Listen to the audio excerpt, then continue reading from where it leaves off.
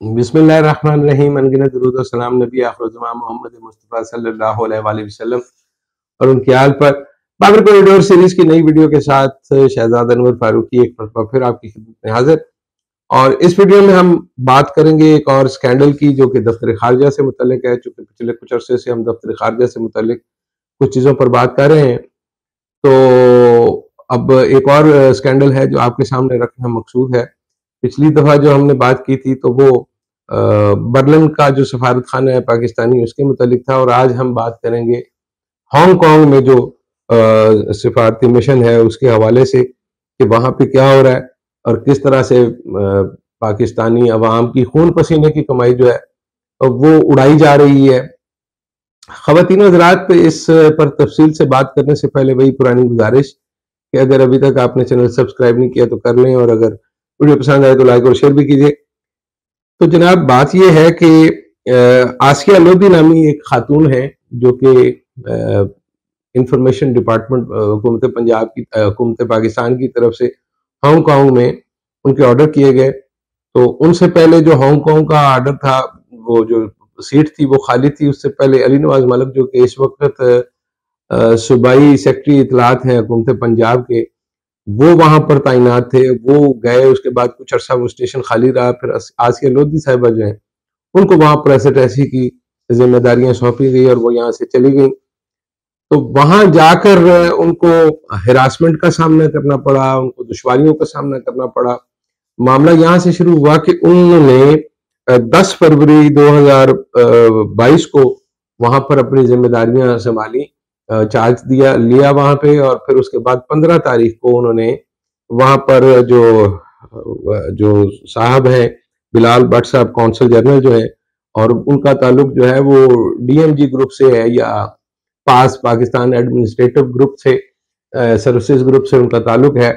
तो ये जो भट्ट साहब हैं जनाब, बिलाल भट्ट साहब, इन्होंने इस हवाले से 15 फरवरी वाला जो खत था उस पर शदीद रद्द-ए-अमल का इजहार किया। उन्होंने कहा, जी आपका क्या तलब है? उन्होंने खत लिखा बेसिकली कि जो मेरी चीजें हैं वजारत इत्तलात से मुतल्लिक, और जो इंफॉर्मेशन डिपार्टमेंट का वहां पे जो सेक्शन है उसका, मुझे बाकायदा जो चीजें हैं वो मेरे हैंड ओवर कर दी जाए, वो जो गाड़ी है, वो जो ड्राइवर है और बाकी चीजें। तो उस पर उनकी एक खतो किताबत का एक सिलसिला शुरू हुआ, जिसमें जो ये भट्ट साहब हैं, कौंसल जनरल साहब, इन्होंने जनाब शदीद रेजिस्ट किया। उन्होंने पूछा कि आसिया लोधी साहिबा, आप कौन है जो इस मामले में आ रही हैं, और आपको किसने ये बताया कि आपने यहाँ पे गाड़ी भी लेनी है और आपने यहाँ पे मीडिया के लोगों से मुलाकातें भी करनी है, और ये आपको मैं बताऊंगा कि आपने किससे मिलना है, किससे नहीं मिलना, गाड़ी आपको देनी है या नहीं देनी, आप हमें बताइए। आपने कहीं जाना है तो हम आपको गाड़ी का अरेंज करके देंगे। अच्छा ख़वातीन हज़रात, ये बड़ी ट्रिकी सिचुएशन है। उसकी वजह ये है कि वहां पे जो भी कौंसल हो, कौंसल खाना हो या सफारत खाना हो, वहां पे मुख्तलिफ वजारतों के दफातर हुआ करते हैं। मसलन कॉमर्स वालों का अपना हुआ करता है, डिप्लोमेटिक वालों का अपना हुआ करता है, इंफॉर्मेशन वालों का अपना हुआ करता है, डिफेंस वालों का अपना सेटअप होता है। वो सारे लोग अगर इमारत किराए की है तो अपने अपने हिस्से का किराया भी अदा करते हैं। अपने अपने स्टाफ की जो तनख्वाहें होती हैं वो उनको मुतलका मिनिस्ट्री से आती हैं। जो गाड़ियां वो इस्तेमाल करते हैं, जो प्रिंटर, जो टेलीविजन, जो चाय, तो वो सारे खर्चे उनकी मुतलका वजारतें उठा रही होती हैं। वो सारे लोग बैठे एक ही इमारत में होते हैं, लेकिन ये चीजें तकसीम होती हैं और उनको ये अपने अपने बजट के खुद जवाबदेह होते हैं। तो वो गाड़ी जो है वो ज़ाहिर है वजारत इत्तलात और नशरियात ने उन दिनों में नई खरीदी थी, जिन दिनों में ये स्टेशन खाली था वजारत इत्तलात की तरफ से। तो ये स्टेशन खाली था, तो उन दिनों में वो गाड़ी वहां पे गई, क्योंकि अली नवाज जा चुके थे, आज के लोधी का भी अभी अपॉइंटमेंट नहीं हुई थी। तो गाड़ी जो थी, बड़ा अहम सवाल है, गाड़ी जो है वो कौंसल जनरल साहब की बेगम के और बच्चों के जेर इस्तेमाल थी जनाब। उस इस्तेमाल की भी कुछ तफसील हमारे पास है। ये तफसील आपके सामने रखने से पहले मैं आपको याद दिला दूं कि अभी 5 दिन पहले आपने देखा होगा कि वजीर आजम पाकिस्तान शहबाज शरीफ साहब ने कफायत शारी की मुहिम का ऐलान किया है, जिसमें उन्होंने बताया है कि अखराजात कम किए जाएं। हमारे पास इतने पैसे नहीं है कि हम इस पे इस तरह से खर्च कर सकें, तो बेहतर यही है कि अखराजात हुकूमती सतह पर कम किए जाएं। ये हुकूमती सतह पर कफायत शारी की मुहिम, ये एक बहुत बड़ा लतीफा है। मैं आपको याद दिला दूं कि 2012 में सरकारी तौर पर एक स्कीम इंट्रोड्यूस कराई गई, वो मोनेटाइजेशन की एक स्कीम थी, जिसमें कोशिश ये की गई कि किसी तरह से जो सरकारी गाड़ियां हैं उसका खर्चा खजाने सरकार से कम किया जाए। उसके लिए जो अफसरान थे उनको ये कहा गया कि वो कीमत लगवाएं गाड़ी की और उसको अपने खाते में डाल लें, और वो गाड़ी जो है वो खुद ही इस्तेमाल करेंगे। उसकी एवज उनको मोनेटाइजेशन अलाउंस के नाम पर अलग से पैसे मिलेंगे, पेट्रोल शेट्रोल और उसकी मेंटेनेंस, लेकिन गाड़ी उनकी मलकियत होगी, उस पर पैसे भी वो खुद लगाएंगे, एक फिक्स रकम होगी जो अफसर को मिलेगी। लेकिन 2014 में बड़ा दिलचस्प मामला है कि जो एजीपीआर थे गुलजार हसनैन साहब, सैयद गुलजार हसनैन साहब ने एक खत लिखा कैबिनेट डिवीजन को। उन्होंने कहा जी ये बड़ी अजीब बात है कि हमने अखराजात कम करने के लिए मोनेटाइजेशन की पॉलिसी इंट्रोड्यूस कराई थी, लेकिन बदकिस्मती से उसका उल्टा असर हुआ है कि हमने गाड़ियां भी दे दी हैं, बेच दी हैं, और पेट्रोल का खर्चा जो कम होने की बजाय वो डबल हो गया है। और इसमें खुद उन्होंने कोई 11 वजारतों की निशानदेही की थी कि ये 11 वजारतें जो है वो हुकूमती वसाइल का जो है वो बेड़ा गर्क कर रही है, सत्यानाश कर रही है, जिसमें वजारत खारजा शामिल थी। वैसे तो खुद कैबिनेट डिवीजन भी उसमें शामिल था उन 11 वजारतों की फहरिस्त में, लेकिन बदतरीन बात यह है कि वो जो पॉलिसी है उसके उसके जो आफ्टर शॉक्स है वो अभी तक हमारे खजाने पर है कि ढेर सारा पेट्रोल जो है, एक अफसर के पास 5-5, 7-7 गाड़ियां हैं खवातीन हज़रात, और वो इस बेदर्दी से उन गाड़ियों को और ड्राइवरों को और पेट्रोल को इस्तेमाल करते हैं, उनकी मेंटेनेंस कराते हैं कि आप हैरान रह जाएंगे। मसलन ये जब 2012 में ये पॉलिसी लाई गई तो अफसरान ने क्या किया, आपके पास एक गाड़ी थी जो आपको सरकारी तौर पर इस्तेमाल के लिए मिली हुई थी, उन्होंने कहा सबसे पहले तो इसकी मेंटेनेंस कराओ ना, इसके टायर चेंज कर दो, इसका इंजन ऑयल चेंज कर दो, इसका इंजन चेंज होने वाला है तो वो कर दो, इसकी सीटें चेंज होने वाली। तो उन्होंने एक पुरानी गाड़ी को बिल्कुल 0 मीटर कर दिया, खर्चे सारे सरकार से करवाए। उसके बाद सरकार को बताया कि जनाब चूंकि ये 2 साल पुरानी गाड़ी है, 3 साल पुरानी गाड़ी है, तो ये इतने की है।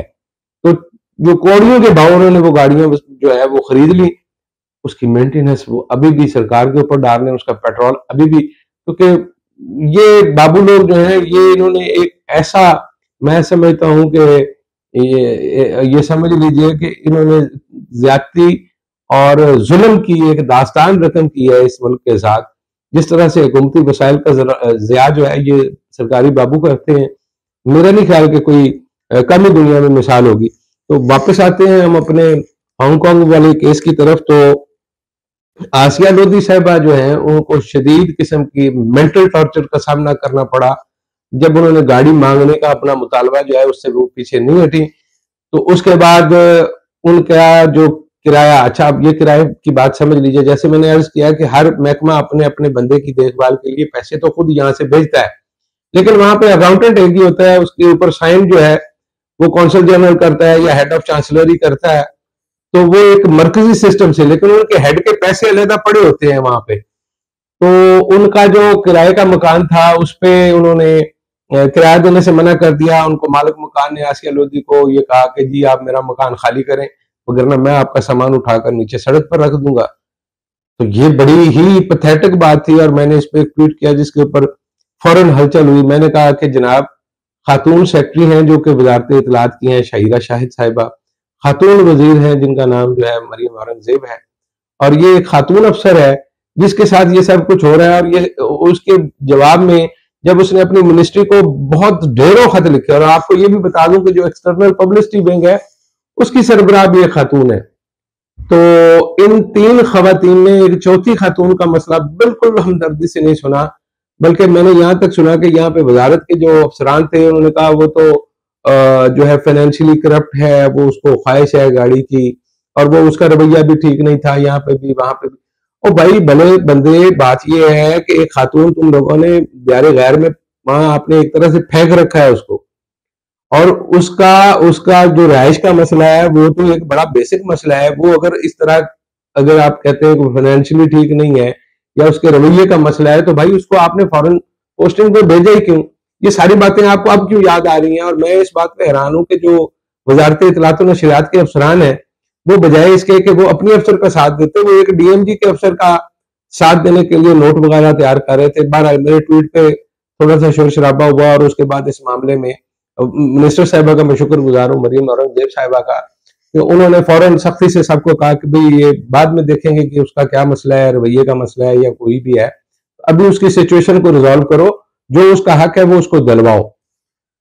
उस पे जनाब फिर लेटरबाजी शुरू हुई एक तवील, और बिल आखिर हमें ये मालूम हुआ है जनाब आपको, मैं यहाँ पे चूंकि ये एक तहरीर का मामला है तो मैं इस पे कुछ नोट्स मैंने ले रखे थे, तो मैंने कहा कि मैं आपको बता दूं।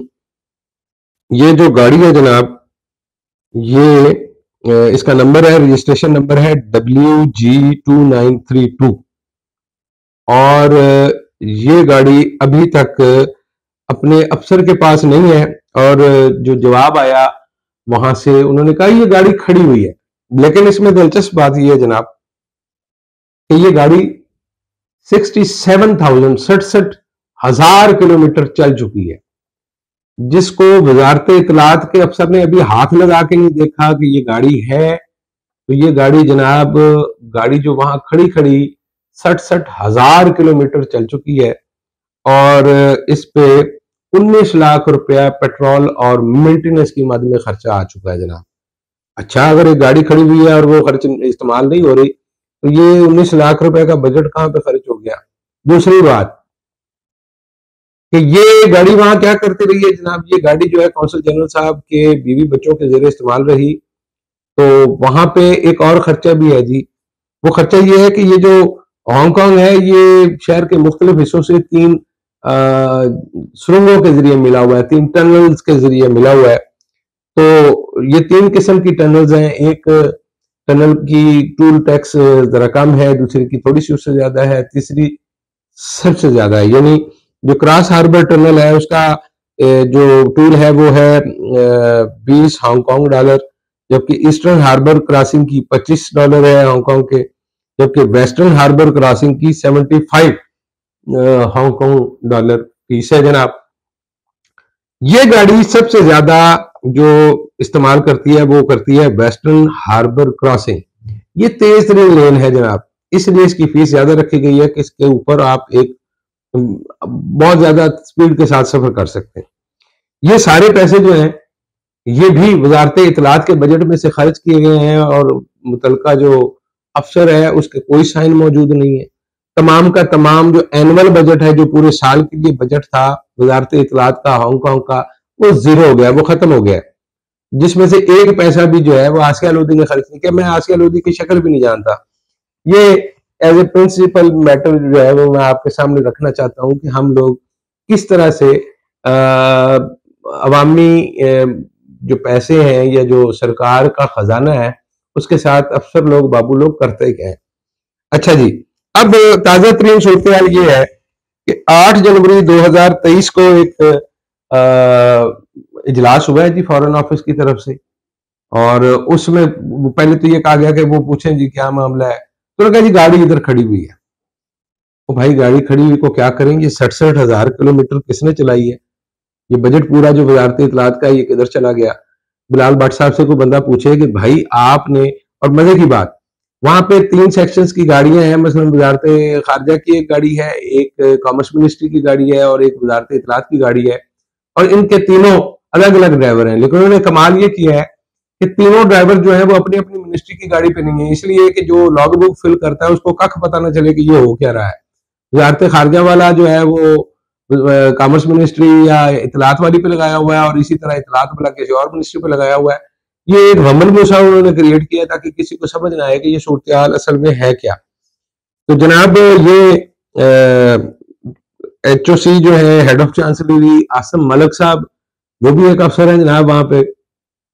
वो जो किराए की दस्तावेज के हवाले से कुछ बातें हो रही हैं वो उनकी कस्टडी में है, और कहा यह जाता है कि उसमें मुबैना तौर पर कोई कांट छांट की है उन्होंने। बहरहाल हम उस पर कोई इल्जाम नहीं लगाते, लेकिन ये तहकीक तलब मामला है कि अगर वो दस्तावेज जो है वो आसम मलिक साहब की कस्टडी में है तो उस पे जो है वो आसिया लोधी जो है वो किस तरह से कोई कांट छांट कर सकती हैं। एक ट्रांसलेटर की सीट है जी वहां पे हांगकांग में, तो वो पिछले साल से खाली पड़ी है सीट, लेकिन उसकी सैलरी ड्रॉ हो रही है। ये तहकीक तलब मामला है कि ये पैसे किसकी जेब में जा रहे हैं।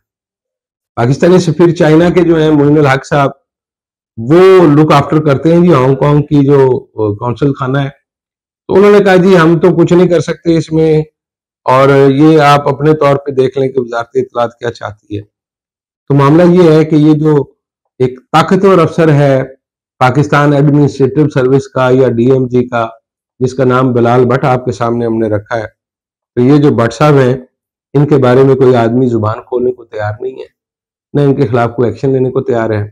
दफ्तर खारजा या जो सफीर साहब हैं, उन्होंने भी अपने हाथ खड़े कर लिए हैं। वजारत इत्तलात के अफसर तो अल्लाह मेहरबानी करे उनके हाल पर, वो खुदा जाने किन कामों में मसरूफ है। किसी दिन उस पर भी तफसीली बात करेंगे कि कौन सा अफसर क्या कर रहा है। लेकिन अभी हम ये सूरत हाल आपके सामने रख रहे हैं कि किस तरह से वो अपने ही एक खातून अफसर को बेयारो मददगार हांगकांग में उन्होंने छोड़ रखा है, जिसका घर किसी भी वक्त खाली हो सकता है, जिसकी गाड़ी उसके पास नहीं है, जिसको किसी अखबार नवीस से मिलने की इजाजत नहीं है, जिसको ये तय करने की इजाजत नहीं है कि वो कहाँ जाएगी और कहाँ नहीं जाएगी। ये सारी सूरत हाल है। देखना यह है कि इस पर मुतल्लिका वजारतें क्या एक्शन लेती हैं। और वजीर आजम पाकिस्तान जो कफायत शारी की मुहिम चला रहे हैं, उनसे भी एक सवाल बनता है कि ये साहब जो है, जिनने पूरे साल का बजट जो है 6-7 महीनों में खत्म कर दिया है, और एक गाड़ी जिसके साथ उनका कोई ताल्लुक नहीं है, बल्कि 2 गाड़ियां जिनके साथ उनका कोई ताल्लुक नहीं है, वो किस कैपेसिटी में अपने जेर इस्तेमाल रखे हुए हैं। तो ये हम उम्मीद करते हैं कि शायद कभी इस पे कोई इंक्वायरी होगी और शायद आसिया लोधी को कोई इसमें इंसाफ मिलेगा। वैसे तो उन्होंने जो कशमाला तारिक साहिबा हैं, जो कि मुतसब हैं इंसदाद रासियत की, उनके पास दरखास्त दायर कर रखी है। और मेरे नजदीक ये बड़ी काबिल शर्क बात है वजारत इत्तलात के अफसरान के लिए कि अगर उनके होते हुए उनको मुतसब के पास जाना पड़ा और वहां दरखास्त दायर करना पड़ी। लेकिन यही हकीकत है जो मैंने आपके सामने रखी है। अपना बहुत सारा ख्याल रखिएगा। मिलते हैं एक नई वीडियो में। अल्लाह ने के